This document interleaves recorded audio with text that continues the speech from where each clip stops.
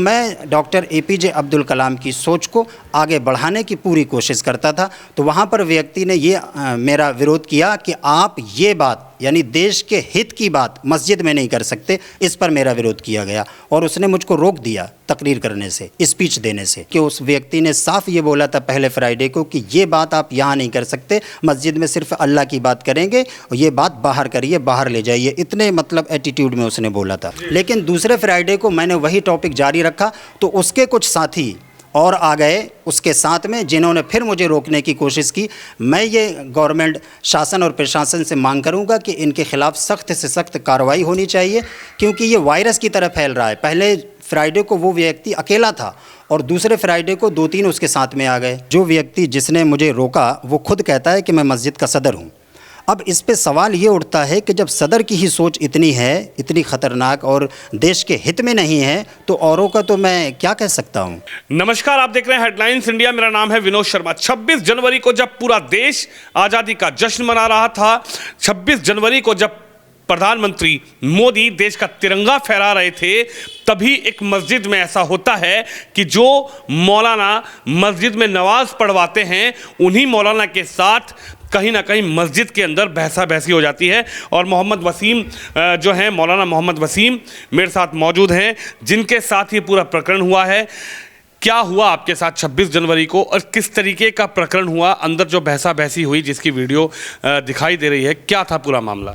मामला ये था कि गणतंत्र दिवस, राष्ट्र पर्व या रिपब्लिक डे जब पूरा देश अपना मना रहा था, अपने संविधान के इम्प्लीमेंट की खुशी में पूरा देश जब राष्ट्र पर्व मना रहा था, उसी कड़ी में मैंने भी ये सोचा, वो फ्राइडे था, तो मैंने ये सोचा कि मैं भी अपने मस्जिद में लोगों को देश के प्रति जो भी मैं जानता हूँ या जो भी मुझे नॉलेज है, जिन लोगों ने अपनी जानों के नजराने दिए हैं, उनको खिराज अक़ीदत पेश करते हुए हमें अपने देश को उन्नति की तरफ ले जाना, इसका मैं लोगों को एक मैसेज दे रहा था कि हमें अपने देश को एक अच्छा देश बनाना है। और यही जिन लोगों ने कुर्बानियाँ दी हैं, जिन लोगों ने अपनी जानों के नजराने दिए हैं, जिन्होंने अपनी जानों को देश के लिए कुर्बान कर दिया है, उनकी सही खिराज अक़ीदत यही होगी कि हम अपने देश को एक तरक्की की तरफ ले जाएं। और जैसा कि गवर्नमेंट काम कर रही है कि हमारा देश पूरी दुनिया में एक विश्व गुरु बने, और जो हमारे भारत की पहचान है कि यूनिटी एंड डाइवर्सिटी, उसको हम सारी दुनिया में पहुंचाएं।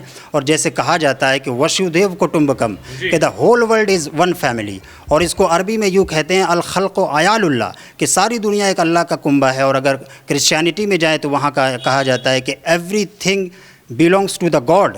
तो जब हर इंसान, हम सब आपस में एक इंसान है, तो हमें इंसानियत की बात करना है। इसी के तहत मैं लोगों को अच्छे बनने और देश को तरक्की की तरफ ले जाने में अपनी बातें रख रहा था, तभी मेरा विरोध किया गया।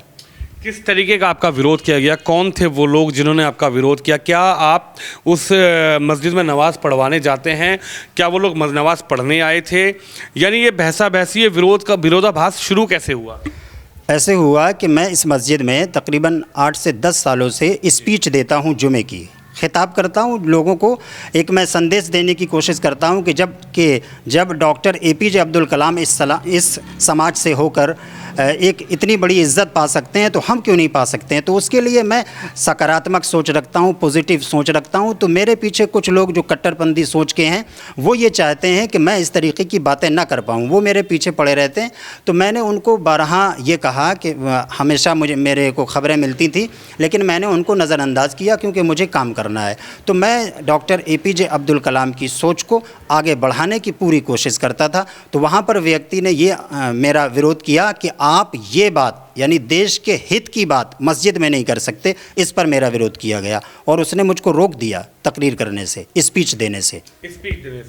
आप मौलाना हैं, आप पढ़े लिखे एजुकेटेड हैं, तो आपसे ही मैं अगर जानना चाहूँ तो क्या कभी किसी मस्जिद में इस तरीके की होना चाहिए कि यदि हम अपने देश के बारे में बात कर रहे हैं, यदि हम संविधान के बारे में बात कर रहे हैं, यदि हम राष्ट्र के बारे में बात कर रहे हैं, तो क्या वहाँ रोक देना चाहिए? मैं आपसे पर्सनली ये जानना चाहता हूँ।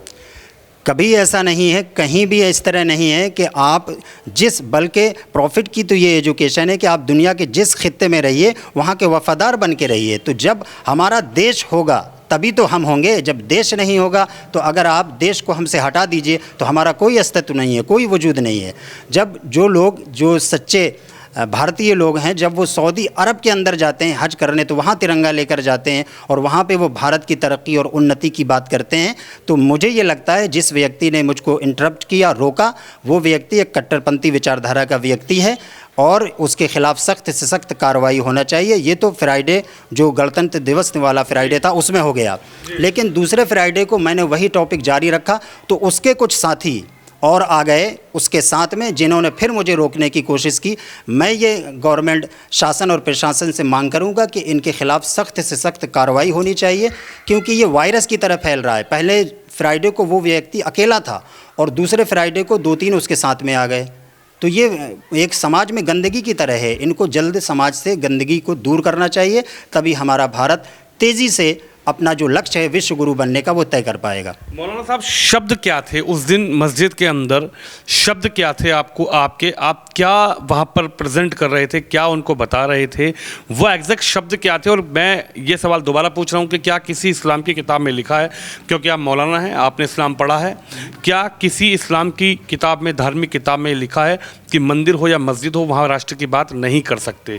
कि इस्लाम की किताब में लिखा है? देखिए, आप अगर मुझसे इस्लामिक पॉइंट ऑफ व्यू से पूछ रहे हैं तो मैं आपको एक तारीख़ का बहुत बड़ा बात बताऊंगा कि हम ये कहते हैं कि 1857 में अल्लामा फजल खैराबादी एक बहुत बड़े नाम हैं, इस्लामिक विद्वान हैं, और उसके साथ साथ उन्होंने अपनी जान को राष्ट्र के लिए दिया है। 1857 में उन्होंने दिल्ली की जामा मस्जिद में, और इतने बड़े मौलाना होकर दिल्ली की जामा मस्जिद में उन्होंने राष्ट्र को या देश को संबोधित किया और लोगों को, अंग्रेज़ों को भगाने के लिए यकजा किया। मैं ये बता रहा था लोगों को कि जब अल्लामा फजल खैराबादी इतने बड़े मौलाना होकर और दिल्ली की शाही जामा मस्जिद में, और तो फिर मैंने लोगों को समझाने के लिए ये बोला कि ना हम अल्लामा फजल खैराबादी से बड़े मौलाना हैं और ना हमारी ये मस्जिद दिल्ली की शाही जामा मस्जिद से बड़ी मस्जिद है, और ना हमारे सामने बैठे हुए लोग उनसे ज़्यादा तालीम याफ्ता लोग हैं। तो जब वो राष्ट्र की बात कर सकते हैं, देश की बात कर सकते हैं, तो हम क्यों नहीं कर सकते? मेरे ये अल्फाज थे। तो वहाँ पर जो मस्जिद के केयर टेकर हैं, जो मस्जिद का ख्याल रखते हैं, उनसे आपने कहा या वो भी उन्हीं के सुर में सुर मिलाते हुए नजर आए? जो व्यक्ति, सवाल तो यही सबसे बड़ा है कि जो व्यक्ति जिसने मुझे रोका वो खुद कहता है कि मैं मस्जिद का सदर हूँ।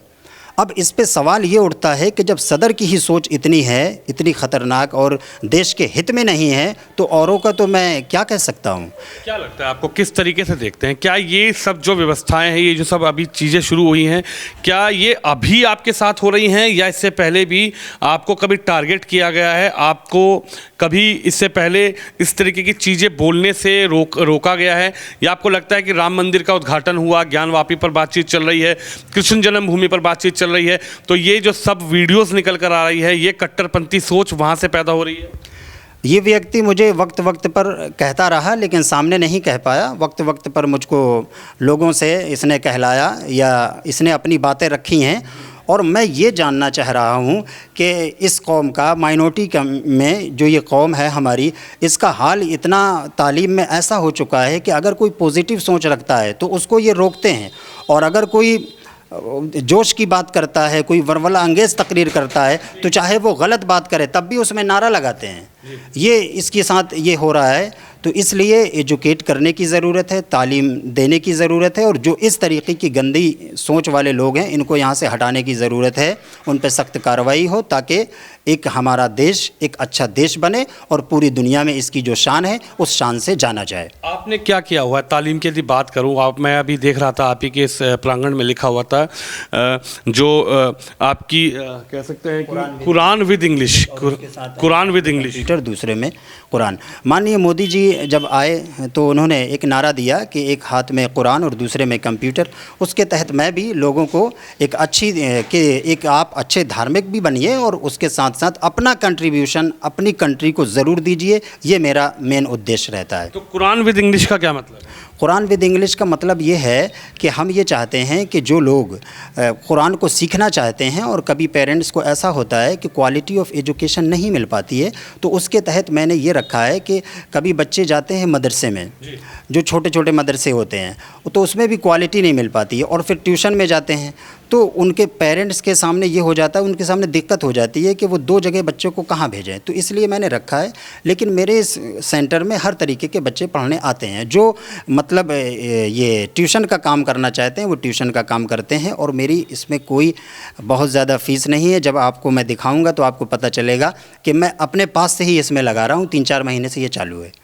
तो आप मानते हैं कि जो आपके साथ हो रहा है या ये जो मस्जिद में हुआ आपके साथ, ये एक कट्टरपंथी सोच के साथ हुआ या ये इत्तेफाक था, या आप मानते हैं कि नहीं आपने वहाँ गलत कुछ बोल दिया इसलिए उन लोगों को आपको रोकना पड़ा?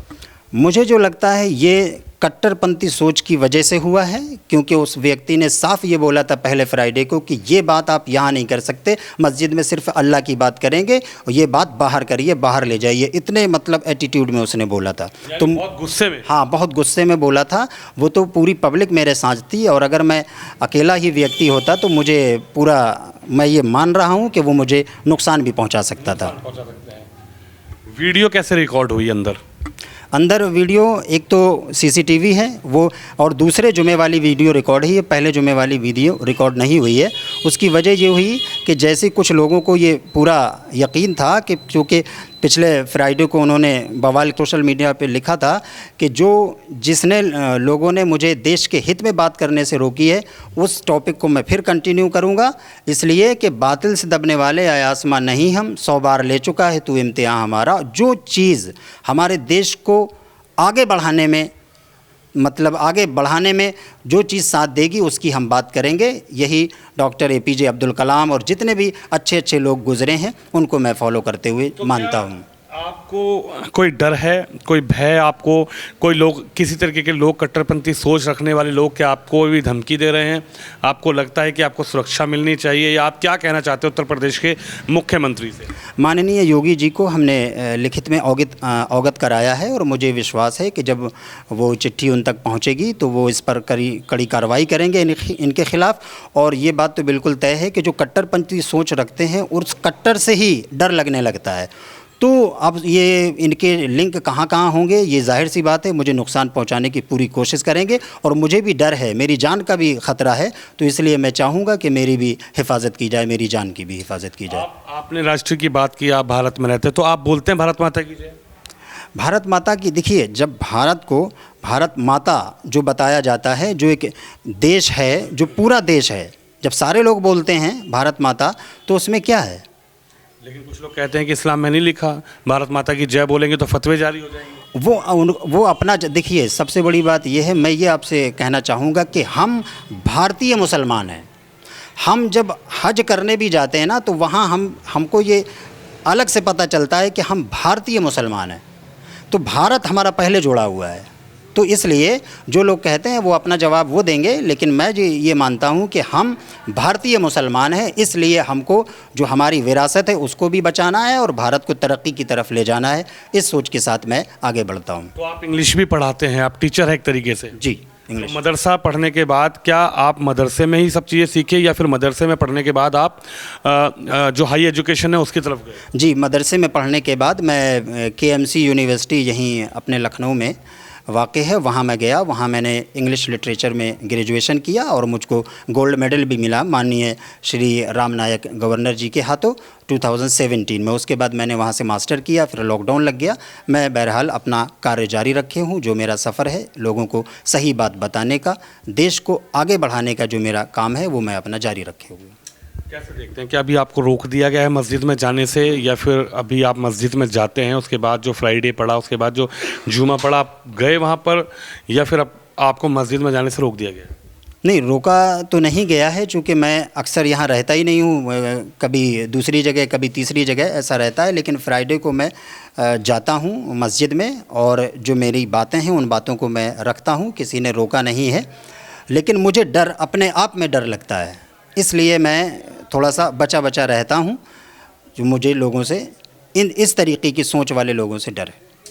तो हमारे साथ मौलाना साहब हैं, और मौलाना साहब जिस तरीके से बता रहे हैं उस पूरी घटनाक्रम को लेकर कि जैसे ही मैंने राष्ट्र के बारे में बात करना शुरू किया, अपने देश के बारे में बात करना शुरू किया, तो किस तरीके से कुछ लोगों ने मेरा विरोध किया, और जिन लोगों ने विरोध किया उनकी सोच क्या हो सकती है आप समझ सकते हैं। उन्होंने कहा कि मस्जिद में सिर्फ आप मस्जिद की बात करेंगे, देश की बात करनी है, राष्ट्र की बात करनी है तो आप मस्जिद के बाहर करेंगे, लेकिन कहीं ना कहीं देश की, राष्ट्र की बात के लिए मौलाना साहब का कहना है कल भी अडिग थे, आज भी अडिग हैं और हमेशा अडिग रहेंगे। और उत्तर प्रदेश के मुख्यमंत्री योगी आदित्यनाथ से भी ये कहना है कि ऐसे लोगों की जांच होनी चाहिए कि आखिर ये कौन सी सोच रखकर इस देश में रह रहे हैं, और ऐसे लोगों पर सख्त से सख्त कार्रवाई होनी चाहिए। तो आप भी इस खबर पर, इस वीडियो पर अपनी राय जरूर रखें। कैमरामैन शिवम यादव के साथ विनोद शर्मा, लखनऊ से।